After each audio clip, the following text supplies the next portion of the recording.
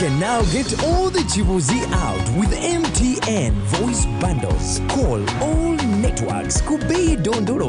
Buy a 25-minute voice bundle for only 1,000 or buy any daily voice bundle of your choice. Dial *100 *21 hash and select daily or use the My MTN app. When we talk together, we are unstoppable.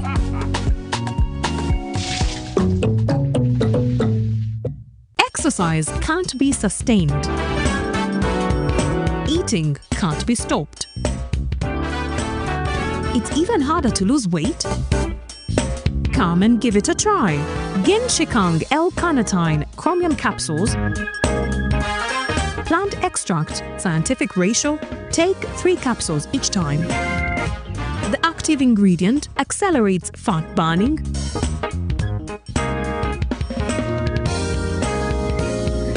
Eat twice a day. Don't take a detour.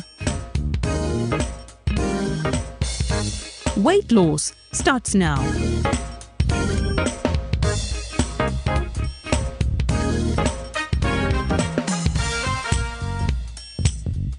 Ginshikang L-carnitine with chromium capsules helps you stay in shape. Please follow medical advice when taking this product. For more information, visit our website www.hgo.com or call 0800 335555. Hello Uganda, I am Wes Isaac, NRM Chairman, Radio Uganda Village. I thank all of you who attended the historical campaign launch of His Excellency Yoweri Kaguta Museveni, the NRM National Chairman.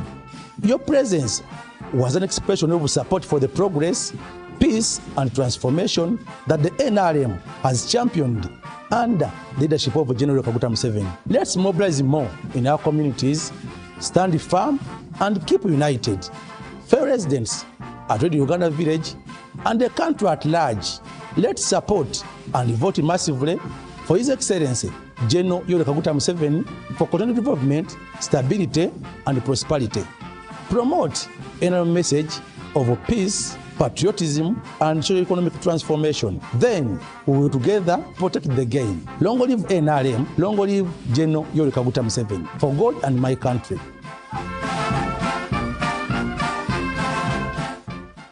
Step into a world of excellence, comfort and pride with Royal Foam Furniture, crafted to perfection right here in Uganda. We bring you state-of-the-art living room furniture and bedding products at affordable prices. Our wide variety of mattresses include orthopedic, pillow top, spring mattresses suitable for institutions like hotels and many others for home comfort. With every piece telling a story of royal excellence, our products are built with the highest quality materials made to last. Experience royalty with Royal Foam Furniture, proudly made in Uganda, so buy Uganda and build Uganda. Visit our showrooms at Ginger Road, Chambogo Junction, Bukota Chisasi Road, and on Victoria Mall, Entebbe, on the first floor. You see, I've been a painter for almost 4 decades, and I have found Global Paints to be very reliable. First, everyone knows we use Global Paint Undercoat. Now, for the best results, I continue with Global Paints products. I go for Silk Vinyl when it comes to the interior. Then Global Matte for the ceiling, and when it comes to weatherproof, I go for Global Weather Coat Emulsion. With that one, the house will never peel. Now, there you have a sparkling, magical looking house. And then the client is very happy. He recommends me to another person who recommends me to another person who recommended me to come and do the advert. Global Paint, a reliable product.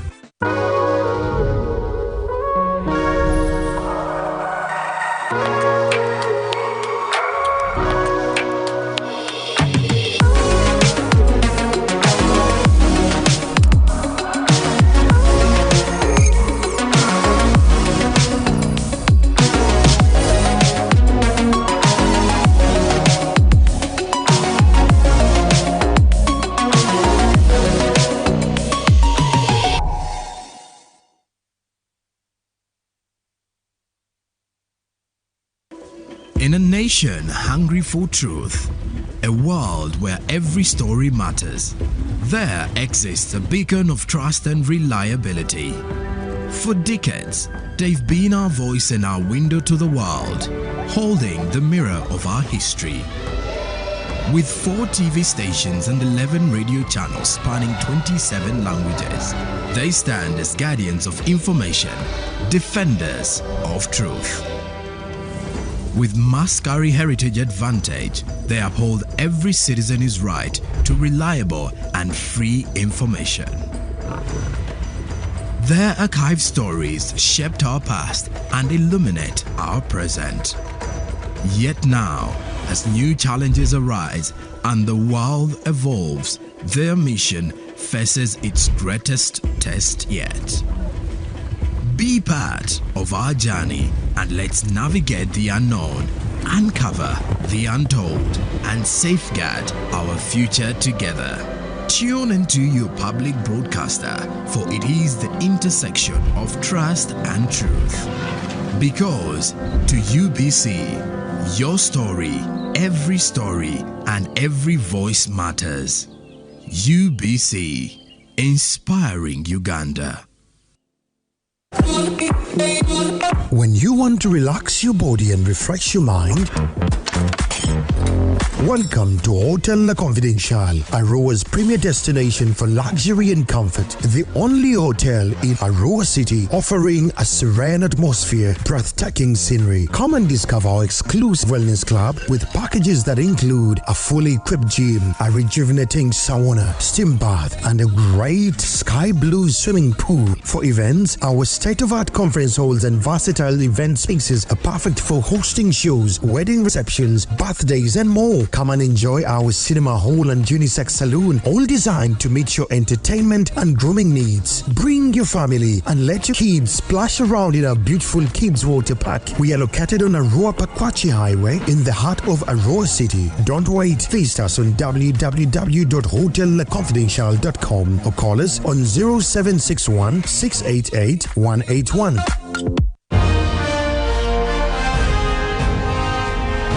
Live from UBC Studios in Kampala, this is Good Morning Uganda Extra.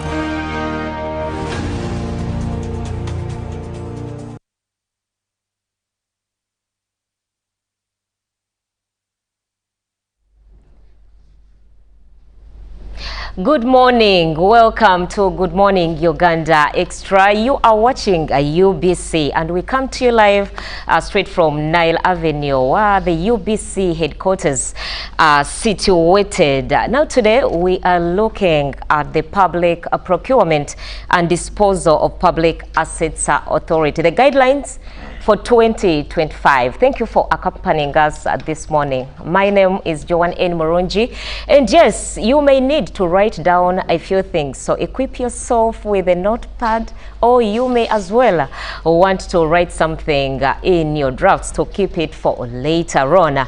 And today, yes, we are joined with experts, senior officials, from the Procurement and Disposal Capacity Building to help us cut through the jargon and bring us practical tips, regulatory updates, and expert insights on the PPDA guidelines of 2025. So, Mrs.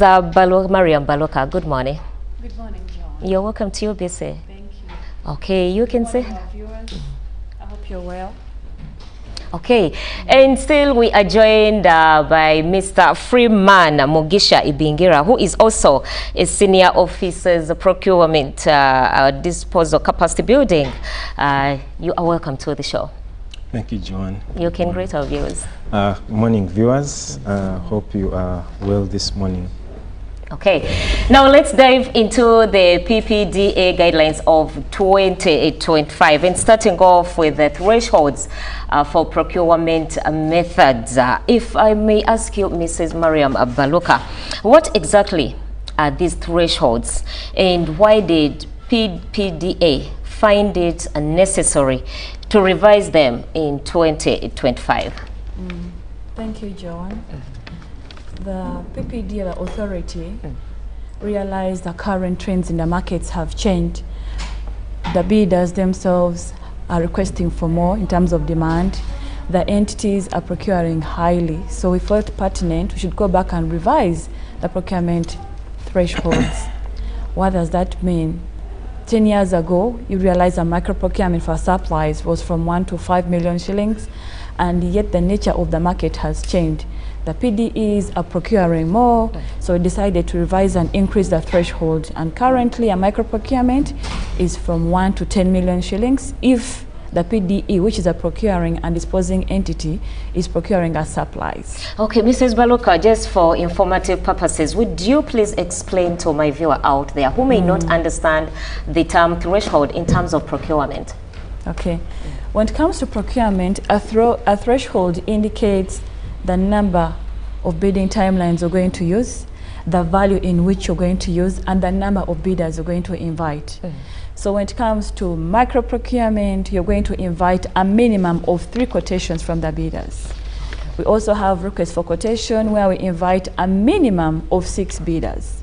In terms of values, a micro procurement for supplies is from 1 to 10 million shillings, and then a request for quotation is from 10 million shillings up to 200 million shillings.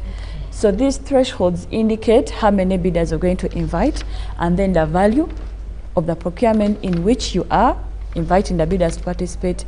And not only that, even the minimum bidding periods. What does that mean? You're giving bidders sufficient time to prepare a high quality bid. You're giving bidders sufficient time to go ahead and organize all the legal documents that they need to enable them participate in the procurement process. If it is a request for quotation, the minimum is 5 working days. So the entity should not go below the minimum. It will look at the value of the procurement, it will look at the timelines and how long will it take for them to collect all the legal documents that they need to participate in the procurement process. Okay. Does it also apply to the small scale business owners? Yes, it does. Yes, it does. Okay. Mr. Mugisha, why did PPDA feel it was important to issue a deadline for procurement, especially and disposal, especially in schools in 2025? And what problem is it trying to solve? Thank you, Joan. So our viewers need to understand that PPDA, we also regulate public aided or government funded schools. So these schools receive funding from government of Uganda, and as a result they have to be regulated by PPDA to ensure that there is value for money. So the last guideline that was issued was in 2014, and as my colleague has just stated, public procurement and the environment that where the providers are in, and even the schools, is changing rapidly. So we find that the old guideline, there are some things it did not take into consideration. And after consultative meetings, we realized that there are new aspects that have to be added into these guidelines. So that is what we're trying to solve. For example, we have government-aided schools where parents come and they want, instead of paying fees, they want to supply the school with food items. Yes, so there was that challenge. It wasn't addressed in the previous guideline, but in the current guideline, it advises schools on how to go about these procurements. Okay, Mr. Mugisha, who sets these guidelines? Is it PPDA or? Yes, it is within our mandate. That's section 134. It's a mandate of ours to set these guidelines. These guidelines, basically, if you look at our legal framework, we have the Constitution, the Act, then we have the regulations. So the guidelines come in to elaborate more, or to speak more, to amplify the regulations. So they give guidance to these institutions on how they can comply with the public procurement laws. Okay. Yes. So under the guideline you've just elaborated. Yes, please. When a school is organized, who is the person who is playing the role of accounting officer, contracts committee, and this guideline? Okay, so what you've just talked about, these are the structures that have been put in place to ensure that there is accountability. And remember, the money that these schools are using is taxpayers' money, at least most of it, besides the fees they get. That is for the government-aided schools? Yes, government-aided. Okay. We're not talking about private schools yet, just government-aided or public-aided schools. So these structures are in place, and these are with all government entities. So you have the accounting officer, who is usually the headmaster, and this one plays is overall in charge of the procurement and disposal processes in the school. Then the contracts committee should comprise at least 3 to 5 members. At least that is the guy within the guideline. Previously, the deputy head teacher was supposed to be the chairperson of this contracts committee, but now it has been left open, and any teacher who is employed on a full-time basis, who has the credentials, the experience, the expertise, can be on the contracts committee. Then we have the procurement and disposal unit. Now, we are aware that in most schools, they don't have procurement and disposal units. What they have are procurement committees. But this guideline has also come out to give more guidance and to advise schools to recruit procurement officers. So the procurement officer is one who conducts the procurement processes within an institution. So that is what they will also be doing in the schools. So how will this guideline change the way schools buy items like food, furniture, and maybe all the other requirements that are needed to run a school? Okay. So ideally, there won't be much of a change, because most schools didn't know, especially public schools, they didn't know or are not implementing this guideline. But with the new amendments and the capacity building that we're doing, like for instance what we're doing right now, most schools are now getting aware that they have to comply with these laws. And so what is going to happen is that the schools are going to put these opportunities out there to the public for them to compete. Previously, schools would just go direct to a supplier and buy from there. They only buy from one person for years, and yet remember, government, which has schools in there as well, is the biggest purchaser or the biggest procurer of services, supplies around the country. So what is going to happen, maybe what is going to change significantly will be the way food items are purchased, because now we have an element that allows staff with gardens, they can supply the school. In that very school? Yes, in that very school. Parents, and then, so those are some of the parents who want to pay, who want to supply the school with food, so that it's equated to school fees. So that those are some of the new changes. But things like furniture, we are going to continue, you're going to see more adverts in the newspapers from schools. And if any viewer is keen, you realize that there are now more adverts in newspapers from schools inviting people to bid. Yeah. Mr. Mugisha, is it not going to be a bit strenuous for the local people to win these tenders? Because given the requirements, most of the citizens anticipated it might take a lot for you to win such a tender. The fact that these schools are going to now have procurement officers. No, it won't take a lot. And okay, what we expect from these providers, most of them already have. We expect the provider or the supplier to be registered, tax registered. They need to have a trading license. In other words, they need to have a TIN? A TIN, yes. They need to have a TIN. They need to be have a trading license. The enterprise should have been registered with URSB, and then they can supply. Where they need more guidance, they can go to these institutions. It's also a mandate of the procurement department to explain or to guide them on what is required for them to participate. So it shouldn't be strenuous. Where someone realizes that they need more guidance, then they can go to the entity and to clarify.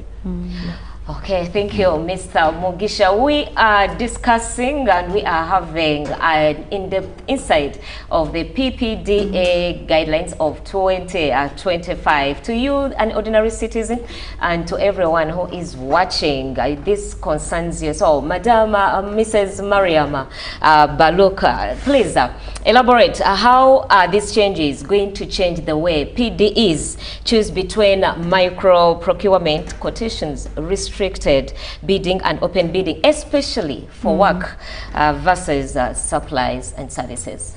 Okay, thank you so much, Joanne. The procurement method simply mean if you're going to use open bidding procedures, you're expected to advertise in a newspaper of wide national circulation. A recognized newspaper? Yes, of wide national circulation. Please take note that English is our national language, so we don't expect to see these adverts in the newspapers that have the local dialects. You're expected, if it is open bidding procedures, if it's a work, it must be a value that is above 800 million shillings. Whereas for supplies, it should be the one that is above 400 million shillings. If it is below those thresholds I've indicated, it means you're going to use restricted bidding procedures. And under restricted, you're going to invite the bidders using a short list. That means you do not advertise if you're using restricted bidding procedures. And under there, we have restricted domestic and also restricted international. Please, what is the difference? The difference is when it comes to restricted domestic, you're inviting the domestic providers. These are the local providers. The suppliers. Yes.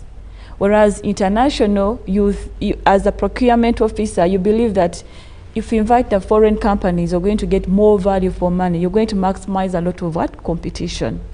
The distinction is in the bidding periods. Whereas restricted domestic bidding, you're going to give them a minimum of 10 working days.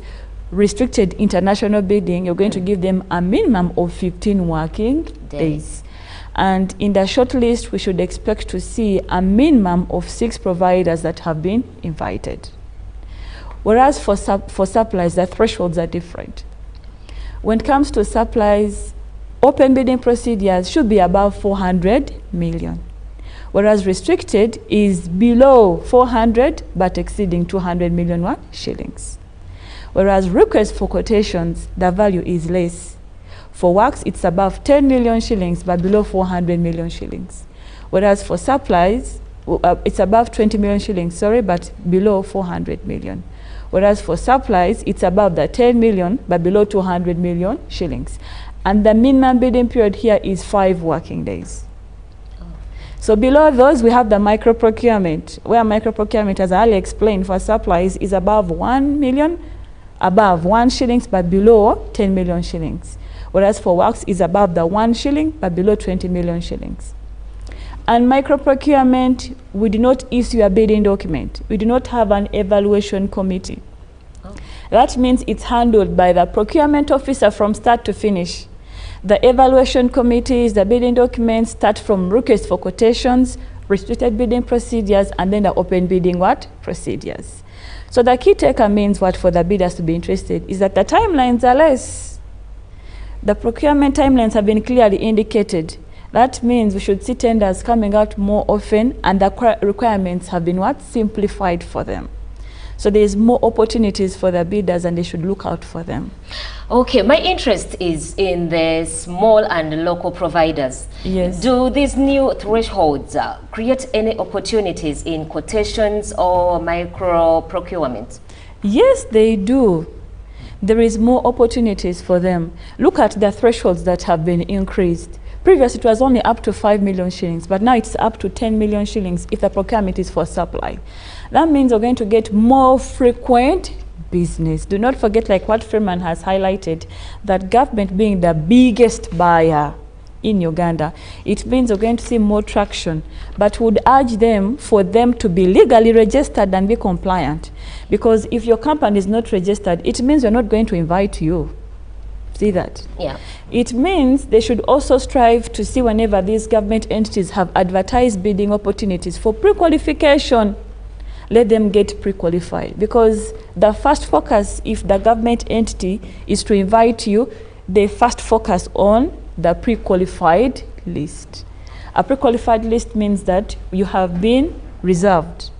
You've been secluded for you to do business with us for a given period of time. Let us say a minimum of 2 years. So there is more opportunities for them at the end of the day. So what risks are there within in case an entity decides to deliberately split or just refuse to abide by these new guidelines under the threshold method? Please take note that. And what is PPDA going to do about that? Okay, so PPDA stands for the Public Procurement and Disposal of Public Assets Authority. Yes.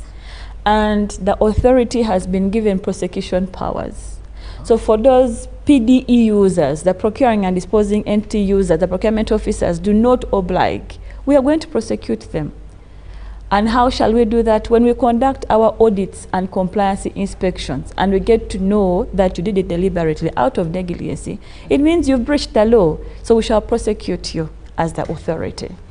Are these entities highly been sensitized about the new guidelines before you even decide to prosecute or take action? Yes, we have sensitized them. The other mandate that we have as an authority is to do disposal and capacity building. Just like what we are doing here, we are sensitizing the public, we are sensitizing the PDE users. So we've sensitized them. All these regulations, all this information is up on our website. So they know, because from 2003, ever since the Act was introduced in Uganda, they know that they have the PPD Act, the guidelines and the regulations to comply to. So we've done mass sensitization, we've invited them for workshops, we have online meetings from over and over again, several times to sensitize them so that they are aware. Will there be any repercussions in case an entity decides to stick to the old threshold guidelines instead of the current ones? Yes, there is a repercussion. Because one would argue that I'm still using a guideline for PPDA. Please take note, Joanne, that the law does not work in retrospective.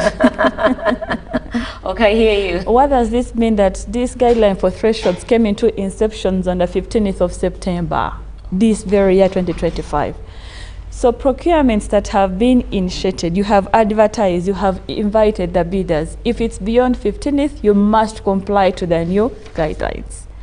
And for those entities that do not adhere, the law is very clear.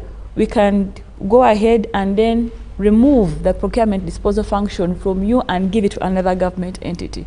Now imagine if, for example, UBC's PDU, that law is charged with Uganda Management Institute. It means you're going to have a lot of delays to acquire and get your requirements. So it's better you comply. We are looking at the Public Procurement and Disposal of Public Assets Authority, the guidelines for 2025. Let's take a coffee break. We are returning with the same topic. Live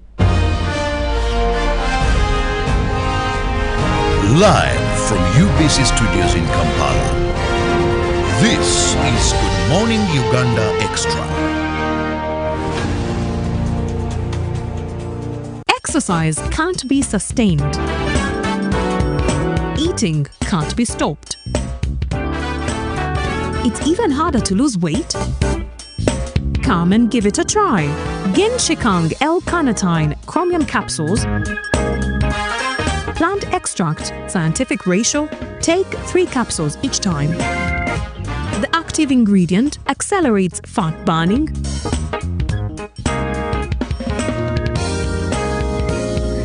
eat twice a day, don't take a detour. Weight loss starts now.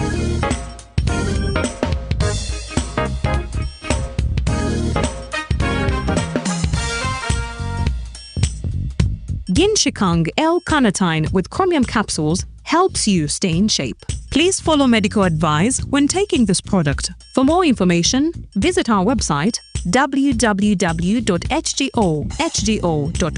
or call 0800 335555. When you want to relax your body and refresh your mind,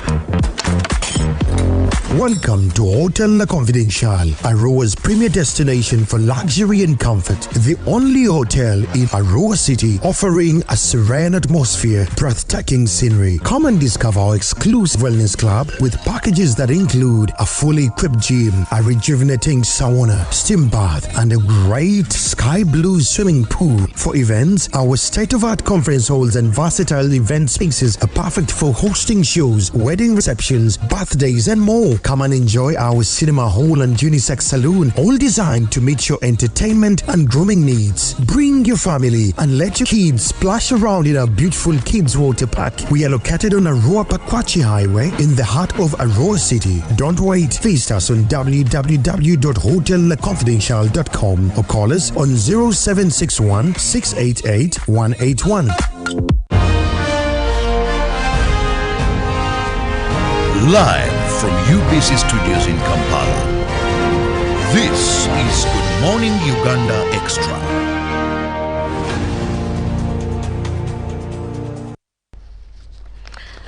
Welcome back from the coffee break. You are watching UBC and thank you for tuning in right now. This is Good Morning Uganda Extra and we are tackling issues concerning the public procurement and disposal of Public Assets Authority Guidelines 2025. So whether you are a government official or you're a business owner or bidding on contracts or a citizen interested in how public funds are spent, the PPDA guidelines do affect us all. And that's why today we have experts from the procurement department, disposal and capacity building to help us delve into this and give us a more in-depth about these guidelines so that you and I are not caught on the wrong side of the law. So, Mr. Mugisha, just briefly,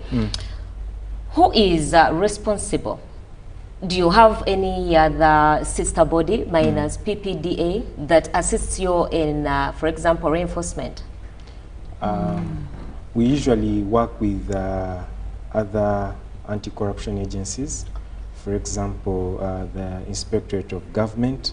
We work with the Auditor General, Office of the Auditor General.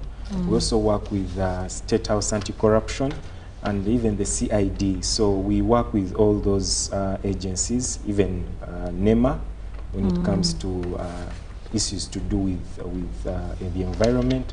So we work with other government agencies.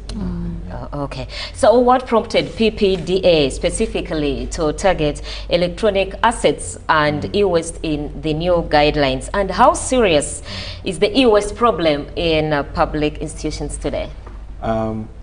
E-waste is a real problem. And by e-waste, we mean electronic waste. We mean waste that comes from electronic equipment. You're looking at things like batteries, you're looking at their motherboards. Because remember, when these items are being manufactured, some of the components are hazardous to the environment and even to human nature. And some are not even recyclable. Yeah, some are not even recyclable. So e-waste is a real issue because what happens is entities buy, and by entities I mean government entities, not only government but even other private entities, they buy these assets. When it comes to disposal, most of these assets are no longer useful and they are just disposed of anyhow, and that is a challenge. Before even going to what prompted PPDA, you realize that there was a statistic I was seeing about 4,000 tons of waste, e-waste, was disposed of in 2022. Now, these are things like TVs, mobile phones, computers. At times, if you've seen some rubbish heaps, you find these gadgets there. And what happens is that when they're exposed to the elements of weather and all that, components like mercury, cadmium, lead, they all start seeping into the soils, but even the water and all that. So you find that in a few years' time, you'll be eating for example, food that is contaminated with that. Especially now if you look at things like yams that grow in swamps. The roots. Yeah, exactly. Foods, so so a lot of studies have shown that those at times, especially those grown around metropolitan areas and urban areas have a lot of that. So with that challenge... I'm looking at the high cases of cancer in the near future. Exactly. You think you're eating healthy food, but you're buying yams, which is healthy, but this has been contaminated with mercury. So the nutrients from the electronic wastes are absorbed into... Yes, they seep into the soil, they get into our plants, the food that we are going to eat, they get into our water sources. So it is a real hazard. And considering that government purchases the most of this e-waste, it is important that it is enforced. We have Ministry of ICT issued a policy in 2012 on disposal of e-waste, and they followed that up with a guideline in 2015. However, like you've said, which sister agencies we work with, so further to boost that, we have also come up with an e-waste disposal guideline.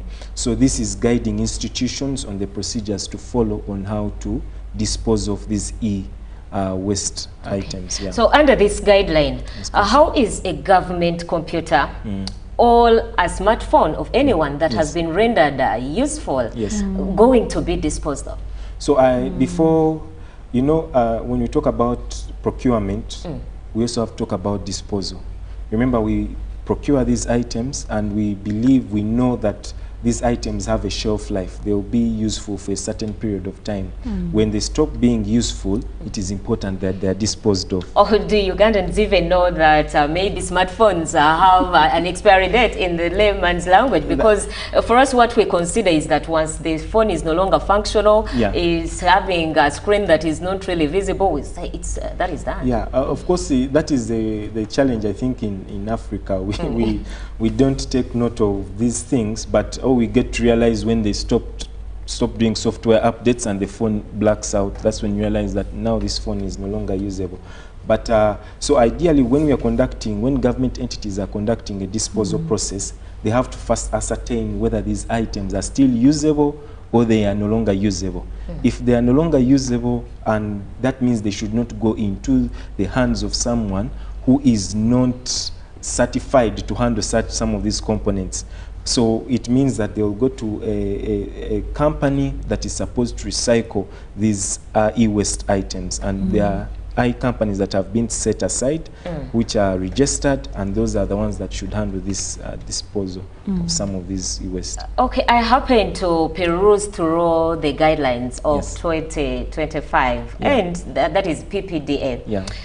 And I saw you people talking about the 4 R's of reduce, repair, reuse, recycle. I mean, how can public entities realistically apply these principles instead of just rushing to dump or auction their electronic assets? Yeah, so within the PPDA regulations and act, it is important that before you start any disposal process, you have what we call a board of survey. This is a team that is comprised of people who are knowledgeable in that assets, who are also responsible for the maybe the management of these assets. So what will happen is that they will ascertain whether these items are still functional, whether they can be converted to another asset, which is the reusable, or where you just plainly need to destroy them. So every entity, that is government entity, procuring and disposing entity, is tasked, and this is especially to the accounting officers, who are usually the heads. They have to ensure that every financial year they come up with a board of survey that looks at all the items, including these electronic items, to ascertain that the items are due for disposal, and then it will also determine how they will be disposed of. If something is still reusable, then it will go into maybe public auction and things like that. If it is no longer reusable, then we shall use a different method of disposal. Maybe we shall destroy it, or direct negotiation, or we can also have the asset converted. So it depends. You know, Mrs. Mariam Baloka talked about prosecuting those ones who will be got on the other side of the law. I'm imagining a situation whereby just an ordinary citizen or civil society gets evidence that a government e-waste is being disposed of in an inappropriate way. How can this person ensure this does not go on? really what that person has to do, and we actually advocate for that. Because we are talking about government e-waste versus the onlooker or the whistleblower, and that Yes. is just a citizen. Yeah. So we want everyone. One of the principles of public procurement is the transparency or even the public awareness. We want people to be aware that there is an e-waste policy, and in case you find anything that does not is not in alignment with this waste policy, with the guidelines, report to PPD as a whistleblower. You will be protected, and as Mariam has said, maybe to even further add that there is a CID person there. Yeah, so you're really equipped as the authority. Yeah, Indeed, it is an authority. Yeah, so anyone who, it could even be a person working in that entity. It's just a matter of, we have channels on our website for whistleblowing. Okay. They can be engaged, and then we shall follow it up. And of course, Mr. Mugisha, you give us the contact information in case one needs to give a thumbs up or a heads up on something of that sort. Yeah. Back to you, Mrs. Mariam Baloka. For a lay person, what are the bid security performances, securities and adverse payment activities? Okay, thank you so much, Joan. Now, government being the biggest buyer, everyone is interested to get business from government. Of course. But to minimize the risk of transacting with unserious bidders, minimize the risk of transacting with bidders that abandon the site, we introduce securities. So the securities are protecting the procuring and disposing entities, which are the government entities. A bid security is a requirement, which is indicated in the bid document that we shall ask for a bid security of this amount. The essence of asking for a bid security is to deter unserious bidders from even participating in the procurement process. Okay. The bid security amount, according to the law, is one that should not exceed 1%. So at bidding, when we ask for it, it means the bidder will be given a template, which they have to go and implement it. And bid security is in 3 forms. One is a bank guarantee.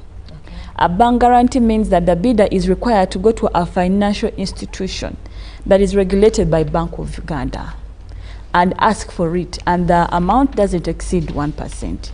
The other one is a bid bond. It is also a form of a bid security. And the bid bond is between 1 to 2% of the estimated value of the procurement in this question. And it must be issued by an insurance company that is regulated by the Insurance Regulatory Authority. And the third form is a bid securing declaration. Now this one is written, and the template is also provided in the bidding document that is issued by PPDA. And when it comes to bid securing declaration, the bidder is asserting they're going to oblige all the instructions that are in the bidding document. And if they not, they are agreeing that PPDA is going to suspend them for 3 years in case they breach.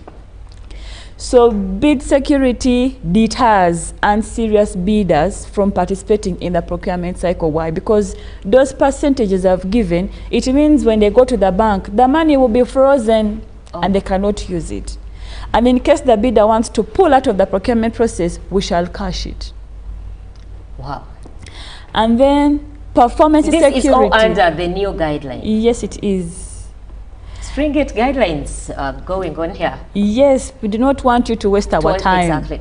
Because we've invested in time and resources to advertise and invite you to participate. And then you come and absocate. Thank you. Now, performance security is at the contracting stage, not bidding. Bidding is advertising, you submit your bids and all that we evaluate.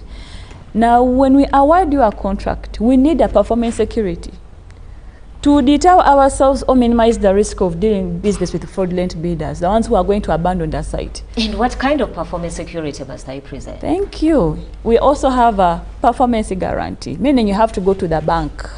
And deposit something? It does not exceed 5%, yes. The bank is guaranteeing you that, yes, you have the money to execute the works. Please do not forget that when government awards contracts, majority at times you first execute and then you get paid. So we want to confirm that, yes, you have the financial muscle to execute and conclude the contract that has been awarded to you.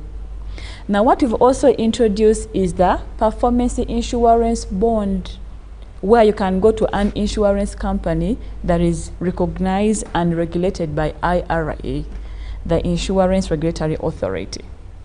Do I select any insurance company of my choice, or the guidelines stipulate I'm supposed to choose amongst the ones that are listed? You must go to the ones that are certified and regulated by the Insurance Regulatory Authority. Okay. Just like the same with the banks. I wanted to provide more clarity there. When we ask for bid security is used if you're using open bidding procedures. We do not ask for it if the procurement is targeting the domestic providers, the local providers. Oh. The local providers have reservations in a bid to favor them. The SM is also part of the local? Yes, they are. A local, they might be a local provider, but when they are vast in terms of their capital. Oh, let me provide clarity about a local provider. The local provider has 3 forms. The first one is the national provider. The national provider are the companies that are owned by Ugandan citizens. Those are national providers? Yes. We don't indicate how much share capital you must have. No. Is it owned by Ugandan citizens? We confirm. The procurements that are reserved for you. We are speaking into Bubu, Buy Uganda, Build Uganda, and ensuring that we transform the nation from peasantry to a modern economic status through the different aspirations of Vision 2040. Now, the second category of local providers are the resident providers. These are companies incorporated in Uganda, but they're not owned by Ugandan what? Citizens. And then the third classification is the East African community provider. These are companies that are incorporated in the East African member states. Okay. And we have to confirm that they have transacted business for more than 10 years while compliant to the different statutory obligations. So if you're inviting that category, you do not ask for a bid security. You ask for a bid securing declaration. Interesting information coming out here. You are watching Good Morning Uganda Extra. We are discussing the PPDA guidelines of 2025. You know, I found it a bit mesmerizing how a very serious business person can go in for bidding to win a tender, and the strenuous process these people tell us go through, and one just decides to abandon the tender. I can imagine how unfair it would be to the other would-be bid winners in case they had been given that opportunity. So still to you, Mrs. Mariam Baloka, how is PPDA protecting public funds without really burdening the local SMEs?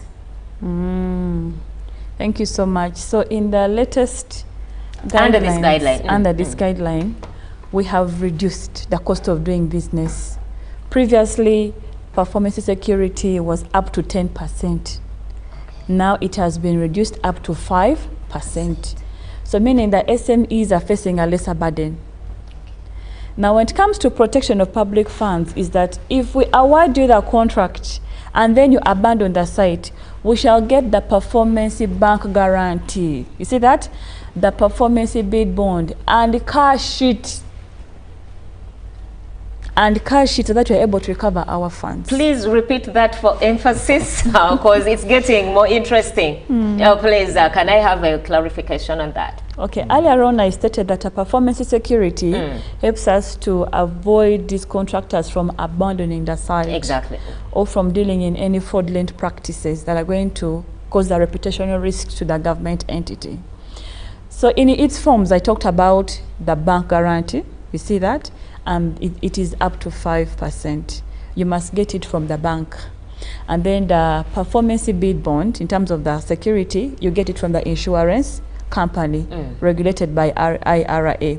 So in case the contractor abandons the site, we go and cash to recover the money which was guaranteed to us by the bank that yes, we have frozen this money on the side for you.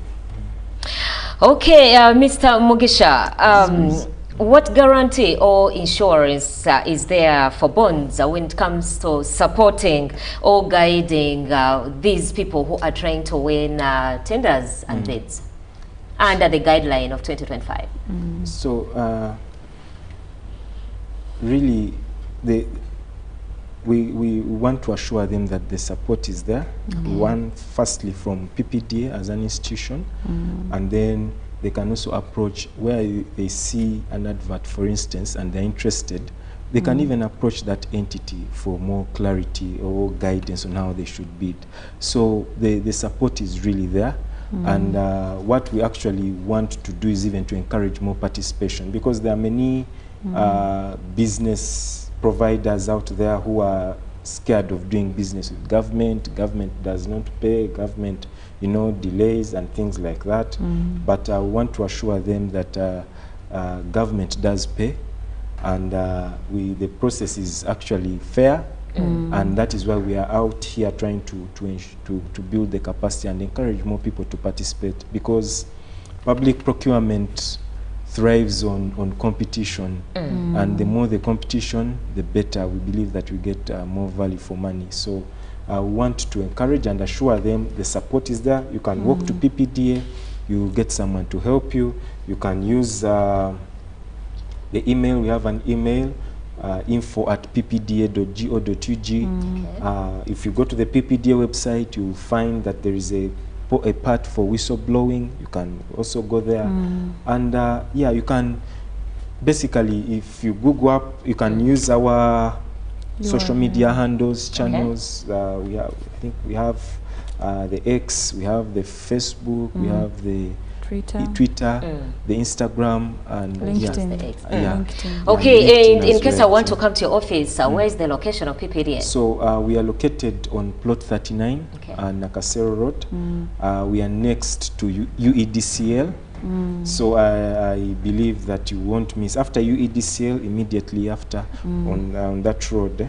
Yeah, so you sure I won't miss us. Okay, can we have your parting shots as we conclude? Yeah, my parting shots really is I want to encourage the viewers. If you're interested in doing public procurement, in getting a tender, it's really simple. Reach out to PPDA. We shall give you more guidance on how to do that. Government has tried to open up. There are more opportunities for women, for youth, persons with disabilities. So there are a lot of opportunities. Government is the biggest spender, and the government relies on the private sector. So we want to encourage as many people as possible. You can check out most of these opportunities in newspapers. You look at the Monday, I think New Vision on Monday, and then Monitor on Thursday. There are usually adverts. Government is putting out opportunities for people to participate. So want to encourage people to look through them and participate. Mrs. Mariam Baloka, your closing remarks. In addition to what Freeman has said, there are also more opportunities on the electronic government procurement system website. It is also a system that government has introduced to automate the procurement cycle. So there are more tenders there. Currently, they have 36 government entities that are using it. So I'd call upon people in the bidding community to also get more opportunities there. However, my closing shots are going to the PDEs, the government entities. Procurement has changed, and the law does not work retrospective. Procurement has changed. PPDA has prosecution powers. So it will be unfortunate for you if you breach the law and then you are reprimanded. It will affect your career, it will affect your family. And what still you're working for the government. Thank you. So you can't ashame us. You can't ashame us. Imagine the government authority prosecuting a government worker. Official. How embarrassing Very it could embarrassing. be. Do not get on the wrong side of the law when it comes to the guidelines of PPDA. That is what we have been discussing today on Good Morning Uganda Extra. I heard the senior officials, procurement and disposal capacity building, and that is Mrs. Mariam Baloka, together with Mr. Freeman Mugisha Ibingira. My name is, thank you for coming through. I almost closed before thanking you, but it was really a pleasure hosting you here. My name is Joanne N. Murunji. To the entire technical and production team of Good Morning Uganda and Good Morning Uganda Extra, thank you so much. Have a blessed week. Keep safe. Take care. See you on Monday. Bye-bye.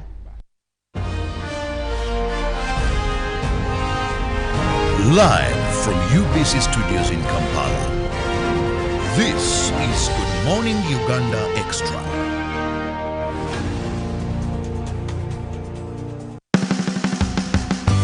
We are bringing you a brand new show, Teens Crown, right here at UBC.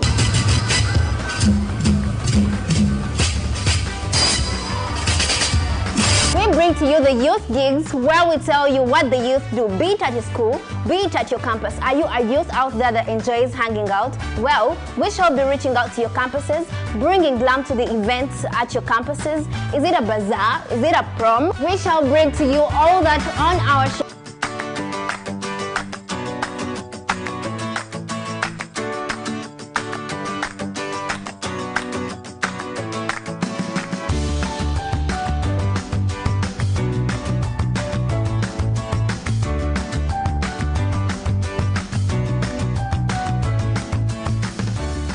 Be showcasing the government's youth skilling and empowerment projects during the show.